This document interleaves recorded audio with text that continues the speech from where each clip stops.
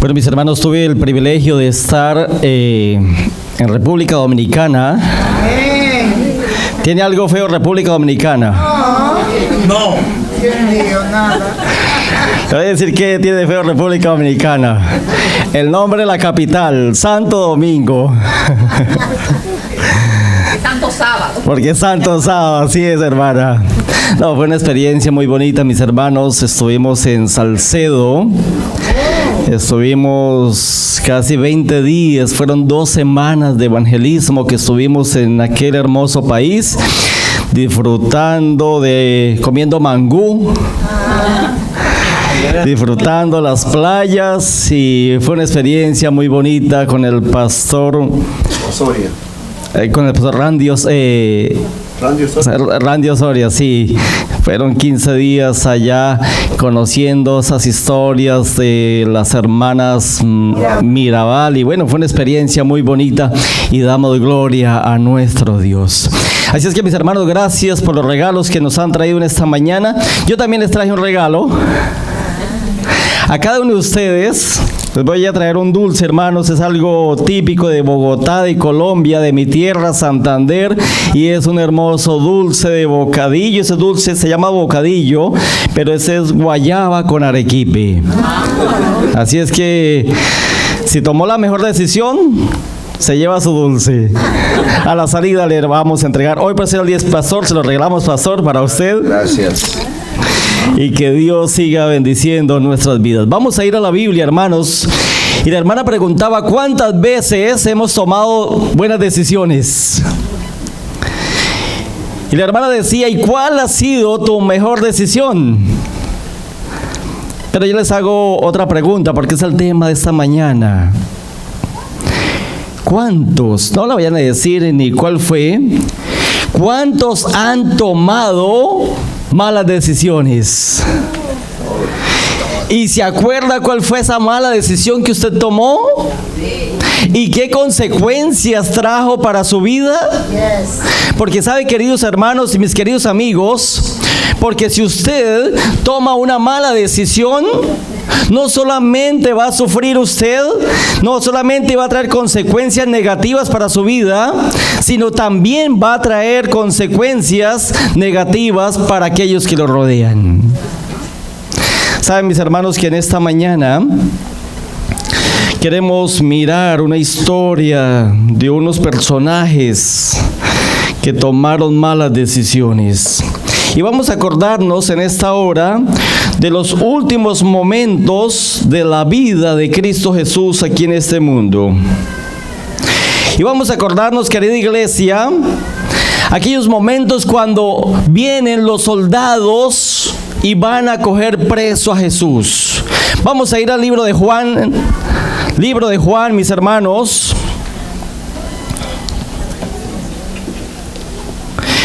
En el capítulo 18.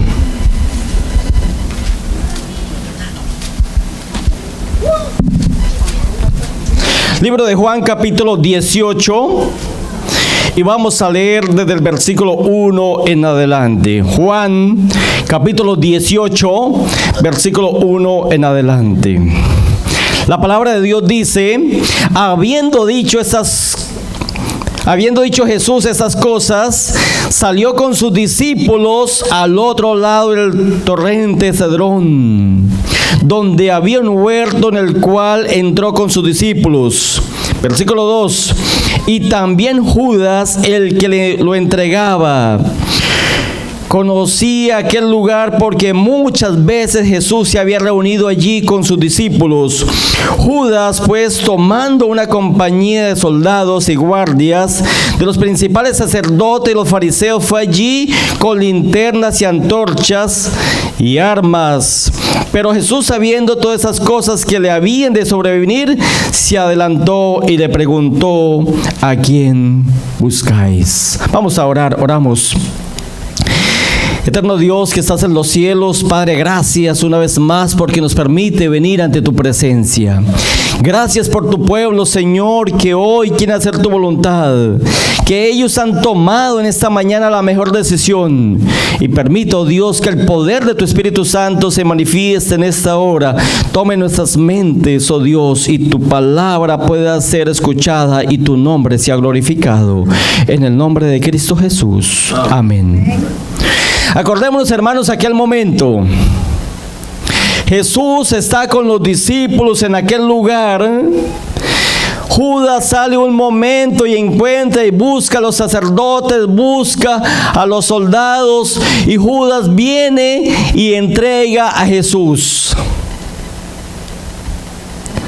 Ahora viene Jesús y les pregunta a aquellos hombres: ¿a quién buscáis? ¿A quién buscáis?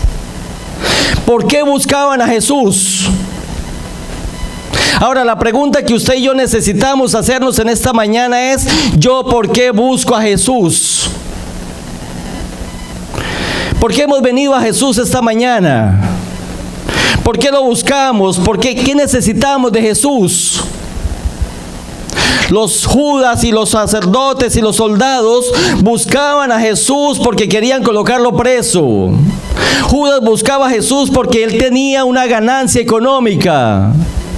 Judas venía a buscar a Jesús no porque lo amaba, sino porque sencillamente Judas pensaba en su bienestar físico, en lo que obtendría al buscar a Jesús. ¿Será que nosotros también muchas veces buscamos a Jesús por algún interés? ¿Será que nosotros también muchas veces buscamos a Jesús solamente por algún favor que queremos que Jesús haga en nuestras vidas? ¿Será que nosotros también buscamos a Jesús solamente esperando que Jesús haga un milagro y ya? Yo conozco personas, mis hermanos, que han buscado a Jesús por un milagro. Han ido a la iglesia por un milagro que quiere que Jesús les haga. Yo conozco personas, mis hermanos, que han buscado a Jesús esperando algo a cambio. Oh, mis hermanos, hicimos semanas de oración por un sobrino que tenía un tumor cerca al pulmón. Un muchacho joven de 18 años. Se buscó, iba a la iglesia, reunimos por Zoom, orábamos, diferentes pastores lo iban a operar. Se hizo la operación, salió bien, gracias a Dios, y no volvió a la iglesia. No volvió a la iglesia. Mi hermano hace poco le hicieron una operación de corazón abierto. Se oró por él. Se le clamó a Dios por él. Y después de que estuvo bien, no busca de Dios. Yo le decía a él: ¿usted cree que Dios lo sanó, que Dios no permitió que muriera ya? ¿Por qué? Sencillamente porque Dios espera que usted también le entregue su vida. Dios espera que usted también le sirva. Para eso Dios lo salvó. Por eso, mis hermanos, ¿por qué buscamos a Jesús en esta mañana? ¿Por qué buscas a Jesús? Y eso no significa que si usted ha venido en esta mañana porque tiene alguna necesidad física, porque quiere que Dios haga un milagro en su vida, claro, hay que buscarlo. Porque para Dios no hay nada imposible, lo vamos a ver en la semana. La pregunta que hace Jesús: ¿a quién buscáis? ¿Y qué sucedió, mis hermanos, cuando Jesús pregunta? Versículo 5 dice: le respondieron a Jesús Nazareno. Jesús, ¿qué le dijo? Yo soy. Estaba también con ellos, ¿quiénes? Judas, el que lo entregaba. Y cuando le dijo yo soy, ¿qué sucedió, mis hermanos? ¿Qué dice la Biblia? Retrocedieron y cayeron. Oye, mis hermanos, qué oportunidad de salvación tuvo todo este pueblo. vieron los milagros de Dios. Ahora Jesús les pregunta: ¿a quién buscáis? Y en ese momento, ¿por qué retrocedieron y por qué cayeron? Porque la presencia de Dios se iluminó a Jesús y ellos vieron ese resplandor y no soportaron la presencia divina en Cristo Jesús y cayeron. Tuvieron la oportunidad, mis hermanos, de levantarse y decir: verdaderamente este es Jesús, el Salvador del mundo. Tuvieron la oportunidad de decir: este es al que debemos adorar, es el que nos da vida eterna. Pero no lo quisieron hacer. Tomaron malas decisiones.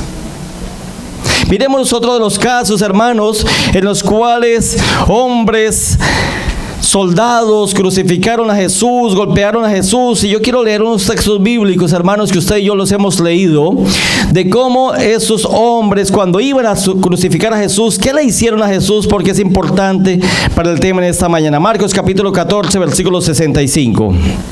Léanlo conmigo, por favor. Esos textos bíblicos que vamos a leer son de cómo a Jesús lo maltrataban, le golpeaban. Marcos capítulo 14, versículo 65, ¿qué dice la palabra del Señor? Hablando acerca de la crucifixión de Jesús, de los ultrajes, versículo 65. Entonces algunos comenzaron a ¿qué? Escupirlo. Cubrían su rostro y darle puñetazos y decirles: profetiza. Y también los guardas le daban ¿qué, hermanos? Bofetadas.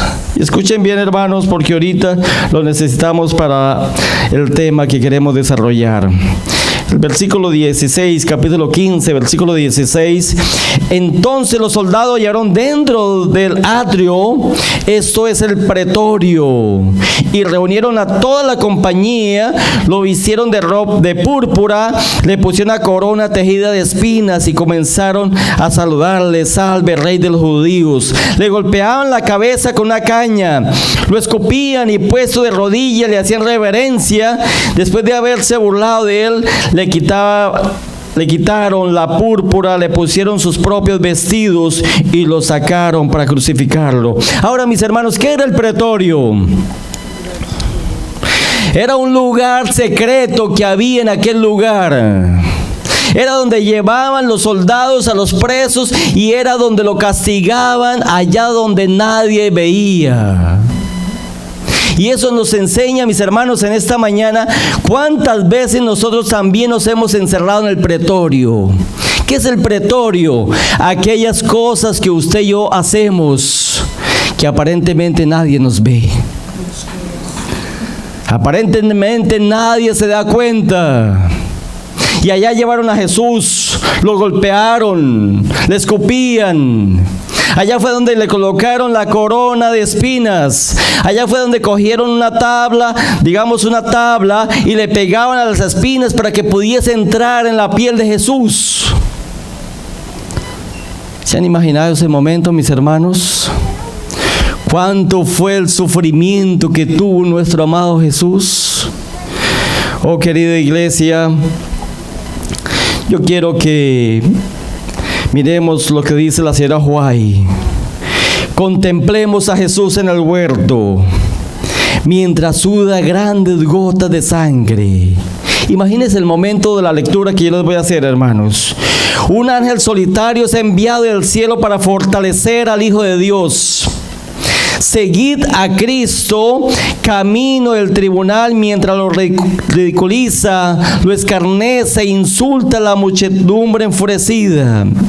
Contempladle cubierto con aquel viejo manto de púrpura. Oíd los groseros escarnios. Ved cómo lo colocan en aquella noble frente una corona de espinas.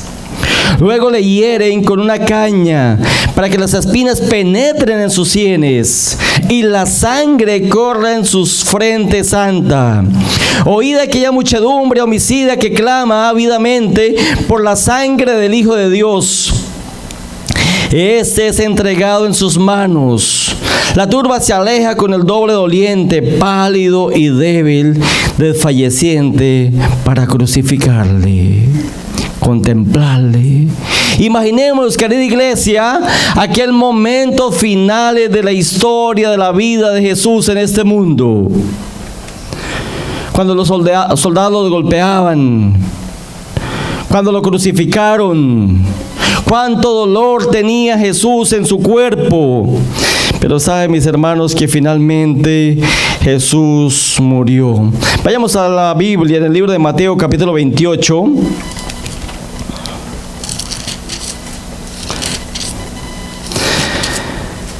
Mateo capítulo 28,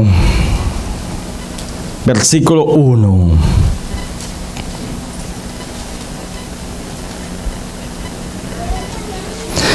Dice la Biblia: pasado el sábado, al amanecer del primer día de la semana, fueron María Magdalena y la otra María a ver al sepulcro. De pronto hubo un gran terremoto, porque un ángel del Señor descendió al cielo y acercándose removió la piedra y se sentó sobre ella. Versículo 3. Su aspecto era como un relámpago y su vestido blanco como la nieve. Versículo 4. De miedo de él, los guardas temblaron y se quedaron como muertos. Oh, mis hermanos, sucedió aquel momento. Cristo muere, pero después Cristo resucita y los soldados estaban ahí presentes. Y saben, mis hermanos, que sucedió algo. Los soldados presenciaron que Cristo resucitó. Versículo 8, perdón. Entonces ellas, saliendo del sepulcro con temor y gozo, aquí hablando de María y todas las demás, fueron corriendo a dar las buenas nuevas a sus discípulos. Versículo 11. Mientras ellas iban, unos de la guardia fueron a la ciudad y dieron aviso a los principales sacerdotes de todas las cosas que habían acontecido. Ahora, hermanos, escuchen bien. ¿Quiénes fueron los primeros evangelistas?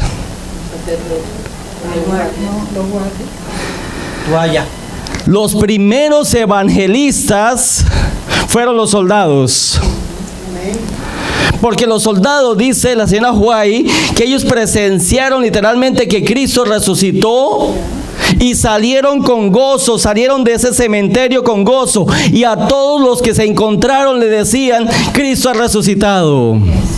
Cristo ha resucitado. Verdaderamente el que crucificaron fue el que nosotros crucificamos, fue el Hijo de Dios. Y ahora, hermanos, imaginémonos aquella conversación de los soldados en el camino. Se decían unos entre sí: yo fui el que le di un bofetazo.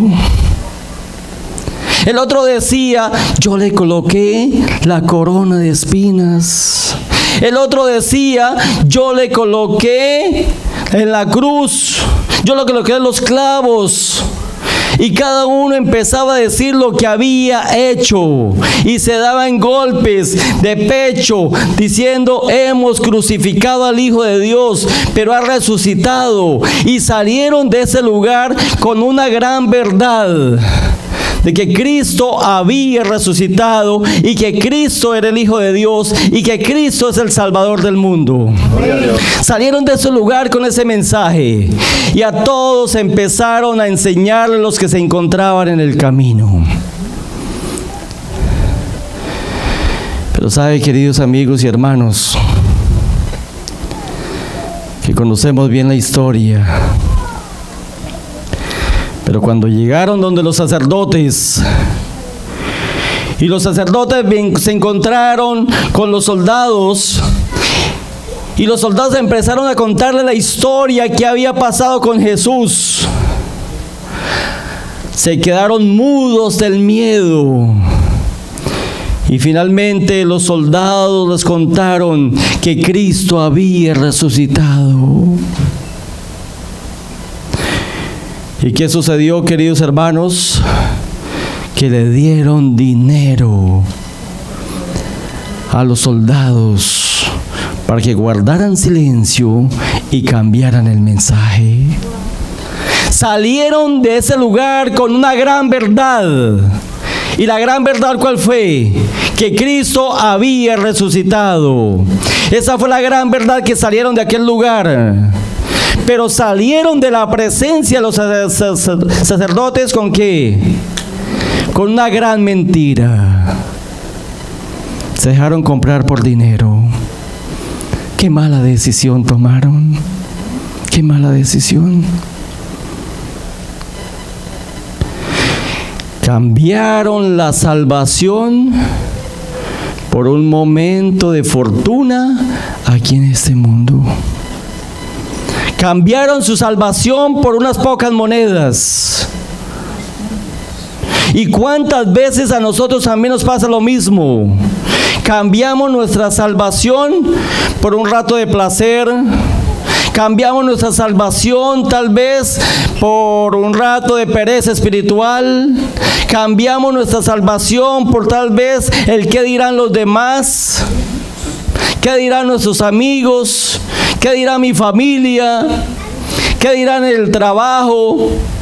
¿Qué dirán si no voy el sábado donde me están invitando? Los soldados cambiaron su salvación.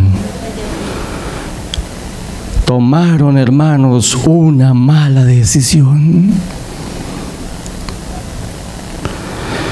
Conocí a un joven.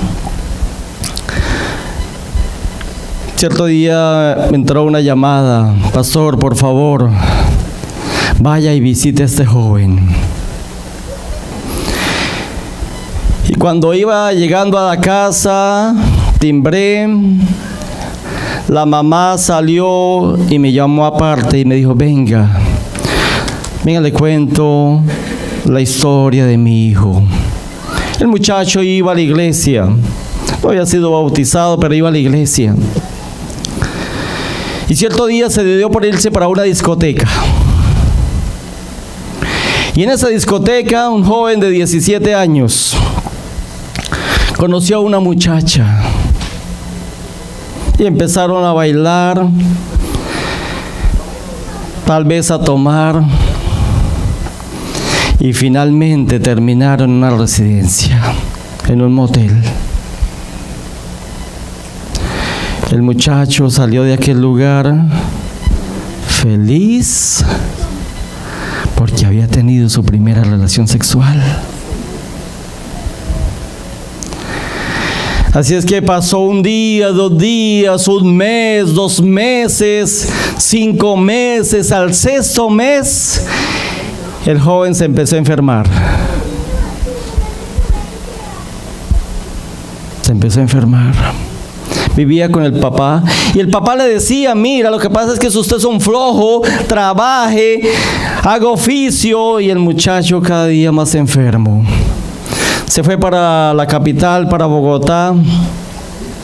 Le hicieron los exámenes médicos y finalmente el examen resultó que era positivo del VIH. Tenía SIDA. La mamá me dijo: esa es la historia. Le dije: voy a ir a orar con él. Cuando yo entré, el joven sabía que yo iba para allá, que yo era el pastor de la iglesia. Cuando me miró, empezó a llorar y me hizo una pregunta: pastor, ¿yo por qué tuve que ir aquella noche a aquel lugar? ¿Por qué? ¿Por qué? Yo empecé a hablarle acerca del perdón. Mira, yo sé que se equivocó, pero no se preocupe, aférrese a Dios, que Dios lo perdona. Dios puede sanar su enfermedad. Hay muchas personas en este mundo que tienen esa enfermedad y siguen viviendo. Pero no fue la historia de él. Cada día se seguía enfermando. La mamá me llamaba: pastor, ore por él, que me toca llevarlo para la clínica por urgencias. Ore por él. Duraba 1 mes, 2 meses en aquel lugar. Salía. Los papás sufrían. Mucho gasto económico. Y finalmente un día me llamó este joven y me dijo: pastor, por favor, bautíceme hoy, miércoles de noche. Yo le dije: el sábado lo bautizo. El sábado vamos, que está la iglesia llena. Dijo, no, tiene que ser esta noche. Finalmente mandamos llenar la pila bautismal, el agua súper fría. Pero en esa noche, pastor, bautizamos a este joven. Amén, gloria a Dios. Cuando salió del agua, levantó las dos manos y dijo, pastor, descansé. Le dije, amén. Tenga la seguridad que Dios ha perdonado su pecado, que su nombre queda registrado en los libros del cielo y que usted, si se mantiene fiel a Dios, tendrá la vida eterna. Y finalmente salió para su casa y un mes después recibió una llamada de la mamá. Pastor, mi hijo acaba de morir. Ya había cumplido los 19 años. 2 años duró. ¿Eso era lo que Dios quería para este joven? No. Dios tenía otro propósito especial para este joven. Pero por las malas decisiones que tomamos en este mundo, nos afectan y afectan a los demás. Por eso, querida iglesia, qué bueno que en esta semana usted y yo podamos tomar buenas decisiones. Y la buena decisión es de entregar nuestra vida a Cristo Jesús. Los que ya hemos sido bautizados es mantenernos fieles a Cristo Jesús, aunque se desplomen los cielos. Pero si, querida iglesia, si cada día tenemos un pie en la iglesia y un pie fuera de la iglesia, finalmente iremos a terminar fuera de la iglesia.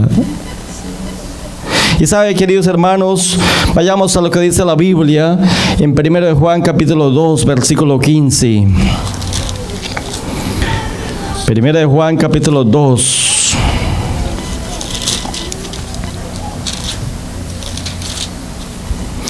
Versículo 15, dice el texto bíblico. No améis a qué, hermanos, ¿están conmigo? Al mundo. No améis al mundo, ni a las cosas que están donde. En el mundo, si alguno ama al mundo, el amor del Padre no está en él. Versículo 16. Porque nada de lo que hay en el mundo, los deseos de la carne, los deseos de los ojos y la vanagloria de la vida, provienen del Padre, sino de dónde. Versículo 17. Y el mundo pasa y sus deseos. Todo esto se acaba, hermanos. Y cada día la Biblia muestra que Cristo Jesús viene pronto. Lo que pasa en el Medio Oriente no es casualidad. Es sencillamente permite Dios para que usted y yo consagremos más nuestras vidas a Él. Para que trabajemos para Él. Para que vivamos para Él. Para los que no se han bautizado le entreguen la vida a Él. Porque el mundo pasa y sus deseos. Y el que vive para el mundo finalmente terminará lejos de Dios, perdiéndose para siempre. Pero mira lo que finaliza el texto bíblico. Versículo 17 dice: y el mundo pasa y sus deseos, pero el que hace la voluntad de Dios, ¿qué sucede? Permanece para siempre. Aquellos que toman buenas decisiones permanecerán para siempre. Aquellos que aceptan a Cristo Jesús permanecerán para siempre. Por eso la pregunta en esta mañana es: ¿qué decisión vas a tomar? ¿Le gustaría permanecer para siempre? ¿Le gustaría vivir para Jesús en este mundo? ¿Le gustaría tomar decisiones que glorifiquen el nombre de Dios? Prefieras a Cristo, querida iglesia, antes que las cosas de este mundo. Prefieras a Cristo aunque los demás lo critiquen, aunque en la universidad le digan que debe desde el sábado, aunque en la universidad digan que no hay Dios. Prefieras a Cristo. Mi esposa va a cantar. Amén. Mientras ella canta, hermanos, yo quiero invitarles para que en esta mañana también usted pueda decirle a Dios: Señor, yo te voy a preferir a ti por encima de las cosas de este mundo. Amén. Si tenemos a alguien aún que no le ha entregado la vida a Jesús, y quiera tomar su mejor decisión, ven a este lugar y vamos a juntos decirle a Dios: yo te prefiero a ti, porque anhelo vivir contigo para siempre. Amén. ¿Saben, mis hermanos, que la Biblia dice que después de esto Juan vio una gran multitud que no se podía contar? Y esa gran multitud fueron los que en este mundo prefirieron a Cristo Jesús, que le dijeron no al pecado, no a las cosas del mundo, y que tuvieron sus dificultades, sus situaciones difíciles, pero colocaron a Cristo Jesús en primer lugar. Por eso, mi querida iglesia, que esa sea su decisión, que usted pueda cada día colocar a Cristo por encima de todo, porque Cristo lo dio todo por usted. Oramos. Eterno Padre, gracias, oh Dios, porque en esta mañana nos ha permitido venir ante tu presencia. Gracias, Señor, porque nos ha permitido leer tu palabra. Gracias, Señor, porque te hemos preferido a ti antes que las cosas de este mundo. Bendice a tu pueblo, Dios. Bendice a tu iglesia. Bendice a nuestros hermanos que ya han sido bautizados. Fortalézcalos en la fe. Que puedan ser, Señor, una bendición para este mundo. Que sean una bendición en esta semana. Que sean bendición en sus casas. Oh Señor, y que testifiquen de tu amor y de tu poder. Pero también, si hay aquí en esta mañana alguien que aún no ha sido bautizado, lo coloco en tus manos, oh Señor, para que en esta semana pueda decidirse por ti, y oh Señor, y hacer parte de tu pueblo, que viviremos contigo por la eternidad. En tus manos nos colocamos. Oramos pidiendo tu bendición en el poderoso nombre de Cristo Jesús. Amén.